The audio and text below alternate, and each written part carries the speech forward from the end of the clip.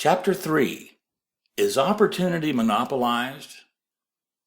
No man is kept poor because opportunity has been taken away from him, because other people have monopolized the wealth and have put a fence around it.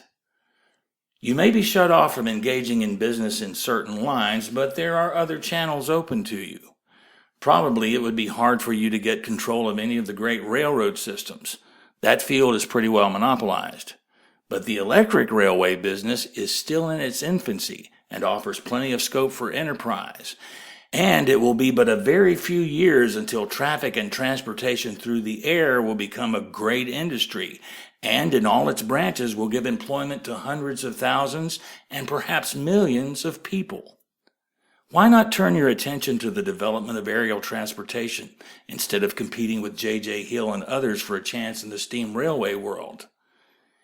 It is quite true that if you are a workman in the employ of the Steel Trust, you have very little chance of becoming the owner of the plant in which you work. But it is also true that if you will commence to act in a certain way, you can soon leave the employ of the Steel Trust. You can buy a farm from 10 to 40 acres and engage in business as a producer of foodstuffs. There is great opportunity at this time for men who will live upon small tracts of land and cultivate the same intensively. Such men will certainly get rich. You may say that it is impossible for you to get the land, but I'm going to prove to you that it is not impossible and that you can certainly get a farm if you will go to work in a certain way. At different periods, the tide of opportunity sets in different directions, according to the needs of the whole and the particular stage of social evolution which has been reached. At present, in America, it is setting toward agriculture and the allied industries and professions. Today, opportunity is open before the factory worker in his line. It is open before the businessman who supplies the farmer more than before the one who supplies the factory worker, and before the professional man who waits upon the farmer more than the one who serves the working class. There is abundance of opportunity for the man who will go with the tide instead of trying to swim against it. So the factory workers, either as individuals or as a class, are not deprived of opportunity. The workers are not being kept down by their masters. They are not being ground by the trusts and combinations of capital. As a class, they are where they are because they do not do things in a certain way. If the workers of America chose to do so, they could follow the example of their brothers in Belgium and other countries and establish great department stores and cooperative industries. They could elect men of their own class to office and pass laws favoring the development of such cooperative industries, and in a few years, they could take peaceable possession of the industrial field. The working class may become the master class whenever they will begin to do things in a certain way. The law of wealth is the same for them as it is for all others. This they must learn, and they will remain where they are as long as they continue to do as they do.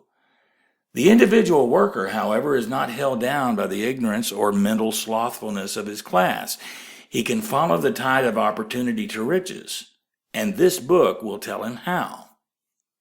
No one is kept in poverty by a shortness in the supply of riches. There is more than enough for all. A palace as large as the Capitol at Washington might be built for every family on earth from the building material in the United States alone. And under intensive cultivation, this country would produce wool, cotton, linen, and silk enough to clothe each person in the world finer than Solomon was arrayed in all his glory, together with food enough to feed them all luxuriously. The visible supply is practically inexhaustible. And the invisible supply really is inexhaustible. Everything you see on earth is made from one original substance, out of which all things proceed. New forms are constantly being made, and older ones are dissolving, but all are shapes assumed by one thing. There is no limit to the supply of formless stuff or original substance. The universe is made out of it, but it was not all used in making the universe. The spaces in, through, and between the forms of the visible universe are permeated and filled with the original substance. with the formless stuff, with the raw material of all things. 10,000 times as much has been made might still be made, and even then we should not have exhausted the supply of universal raw material. No man, therefore, is poor because nature is poor, or because there is not enough to go around. Nature is an inexhaustible storehouse of riches. The supply will never run short. Original substance is alive with creative energy and is constantly producing more forms. When the supply of building material is exhausted, more will be produced. When the soil is exhausted so that foodstuffs and materials for clothing will no longer grow upon it, it will be renewed, or more soil will be made. When all the gold and silver has been dug from the earth, if man is still in such a stage of social development that he needs gold and silver, more will be produced from the formless. The formless stuff responds to the needs of man. It will not let him be without any good thing. This is true of man collectively. The race as a whole is always abundantly rich, and if individuals are poor, it is because they do not follow the certain way of doing things which makes the individual man rich.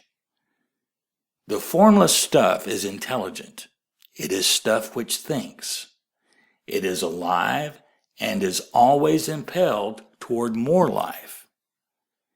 It is the natural and inherent impulse of life to seek to live more. It is the nature of intelligence to enlarge itself, and of consciousness to seek to extend its boundaries and find fuller expression. The universe of forms has been made by formless living substance, throwing itself into form in order to express itself more fully. The universe is a great living presence, always moving inherently toward more life and fuller functioning. Nature is formed for the advancement of life. Its impelling motive is the increase of life. For this cause, everything which can possibly minister to life is bountifully provided. There can be no lack unless God is to contradict himself and nullify his own works. You are not kept poor by lack in the supply of riches. It is a fact which I shall demonstrate a little farther on, that even the resources of the formless supply are at the command of the man or woman who will act and think in a certain way.